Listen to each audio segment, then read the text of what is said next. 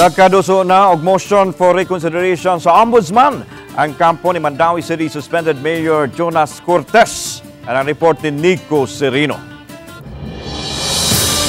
Kagahapon naduso na sa abogado ni suspended Mayor Jonas Cortez ang motion for reconsideration sa iyang kaso. Gifile kini dito sa opisina sa Ombudsman sa Kauluhan.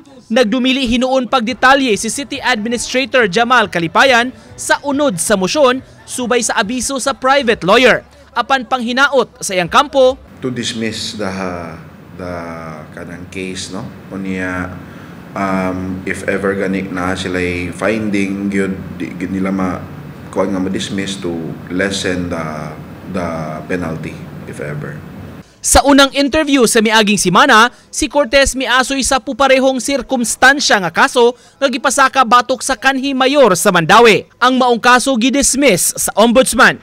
Gikiha si Cortez tungod sa appointment niya sa kanhi nagduma sa City Social Welfare Office. Gikwestiyon ang lakang ug kwalifikasyon sa gitudlo butang nga gidepensaan ni Cortez kay iyang sinaligan ug dunay agi.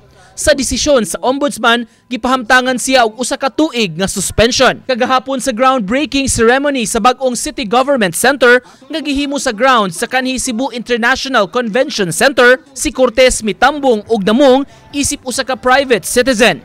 Ang nahitabo kaniya lakip sab sa nalakbitan ni Governor Gwen Garcia nga daw sa nakarelate sab kuno niini. Sayod ko kung unsay kahimtang ninyo karon.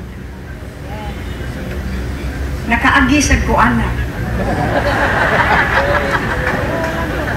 Di malalim. Sakit kayo sa dughan.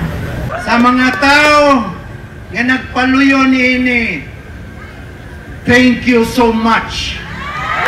Because you made me stronger. Uban ni Philip Patricio, Nico Sereno, Balitang Bisdak.